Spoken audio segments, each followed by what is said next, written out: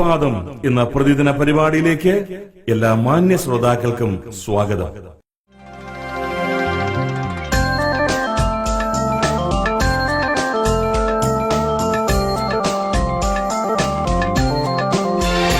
ഇത്ര നല്ലവനാം പ്രിയനീ, ഇദ്ധരയിൽ രുചിച്ചറിവാ. ഇത്ര നല്ലവനാം പ്രിയനീ, ഇദ്ധരയിൽ രുചിച്ചറിവാ. ഇടയായതിനാൽ ഒടുവിൽ വരെയും ഇനി എനിക്കെന്നും താൻ മതിയാ. ഇടയായതിനാൽ ഒടുവിൽ വരെയും ഇനി എനിക്കെന്നും താൻ മതിയാ. ഇന്ന് നമ്മോട് വചനം സംസാരിക്കുന്നത് ബ്രദർ ടി.കെ. പൗലോസ്, മണ്ണൂർ. ദൈവതിരുനാമത്തിന് മഹത്വമുണ്ടാകട്ടെ. പ്രശാന്ത സുന്ദരമായ ഈ പുതിയ പ്രഭാതം കണ്ടുണരാൻ നമ്മെ സഹായിച്ച ദൈവത്തിന് സ്തോത്രം.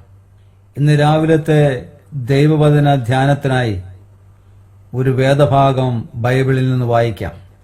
സങ്കീർത്തനങ്ങൾ 55:22. നിന്റെ ഭാരം യഹോവയുടെ മേൽ വെച്ചുകൊള്ളുക, അവൻ നിന്നെ പുലർത്തും. നീതിമാൻ കുലുങ്ങിപ്പോകുവാൻ അവൻ ഒരു നാളും സമ്മതിക്കയില്ല. ഒരു ഭാരവുമില്ലാത്ത ഒരു മനുഷ്യനുമില്ല. ജീവിതഭാരം, കുടുംബഭാരം, കടഭാരം, ജോലിഭാരം, പഠനഭാരം എന്നിങ്ങനെ അനേകതരം ഭാരങ്ങൾ ഇവിടെയുണ്ട്. ഇതിൽ ചിലതെങ്കിലും നാം ദിനംതോറും വഹിക്കുന്നു. ചില ഭാരങ്ങൾ വഹിക്കാൻ കഴിയുന്നതിന് അപ്പുറമാകാം.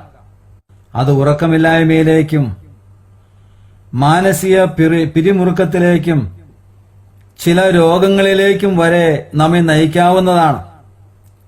ചിലപ്പോൾ അത് കുടുംബങ്ങളിൽ അനൈക്യതയുടെ വിത്ത് വിതയ്ക്കാം. അനവധി പ്രശ്നങ്ങൾക്ക് അത് വഴിമരുന്നിടാം.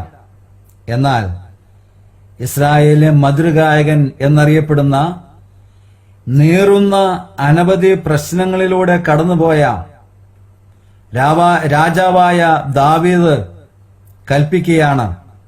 ദാവീദിലൂടെ ദൈവം കൽപ്പിക്കുകയാണ്, നിന്റെ ഭാരം എന്റെ മേൽ വച്ചുകൊള്ളുക, ഞാൻ പുലർത്തും.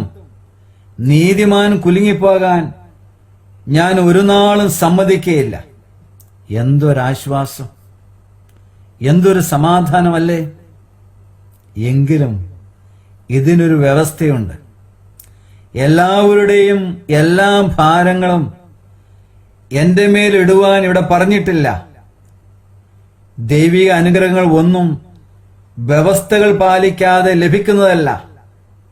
എവിടെയെല്ലാം അനുഗ്രഹങ്ങൾ വാഗ്ദാനം ചെയ്യപ്പെടുന്നുവോ അവിടെയെല്ലാം ദൈവിക വ്യവസ്ഥയുണ്ട്. അങ്ങനെയെങ്കിൽ ഇവിടുത്തെ വ്യവസ്ഥ എന്താണ്? മറ്റൊന്നല്ല, നീതിമാനായിരിക്കണം. അതാണ് ദൈവിക വ്യവസ്ഥ. അതെങ്ങനെ സാധിക്കും? നീതിമാൻ ആരുമില്ല, ഒരുത്തൻ പോലും ഇല്ല എന്നല്ലേ ദൈവം മനുഷ്യരെ നോക്കി പറഞ്ഞിരിക്കുന്നത്. പിന്നെ എങ്ങനെ ഇവിടെ നീതിമാനാകാൻ കഴിയും? അത് നല്ലൊരു ചോദ്യമാണ്. അത് എഴുതി തന്ന ദൈവം താൻ തന്നെയാണ് നീതീകരിക്കുന്നവൻ.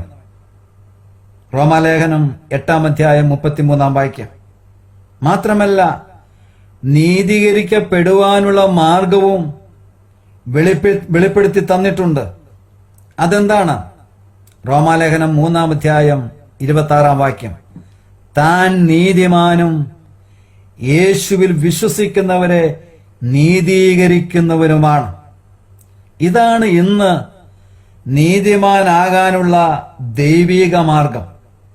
അതായത് യേശു ക്രിസ്തുവിൽ വിശ്വസിക്കുക. മനുഷ്യരുടെ പാപത്തിന്റെ പരിഹാരത്തിനായി പരം വിട്ട് പാരിൽ വന്ന് മനുഷ്യവംശത്തിന്റെ പാപത്തെ ചുമന്ന് ഇവിടെ ജീവിച്ച് നമ്മുടെ പാപത്തിന്റെ പരിഹാരത്തിനായി ക്രൂശിൽ മരിച്ച് പാപപരിഹാരം വരുത്തിയ യേശുവിനോട് പാപത്തെ ഏറ്റുപറഞ്ഞ് ക്ഷമ ചോദിച്ച് രക്ഷകനും കർത്താവുമായി യേശുവിനെ ഹൃദയത്തിൽ സ്വീകരിക്കാം. അപ്പോൾ നിങ്ങൾ നീതിമാനാകും. അതാണ് ദൈവിക വ്യവസ്ഥ. പാപങ്ങൾ ഏതുമാകട്ടെ പരിഹരിച്ചു കിട്ടും. ദൈവ പൈതലാകും. സ്വർഗ അവകാശിയാവും. സ്വർഗത്തിലെ സകല ആത്മീയ അനുഗ്രഹങ്ങളും നിങ്ങളുടെ മേൽ ചൊരിയും. മാത്രമല്ല, നിങ്ങളുടെ ഭാരം ഏതുമാകട്ടെ അത് ഇറക്കി വയ്ക്കുന്നതിനുള്ള അത്താണിയായി യേശു മാറും.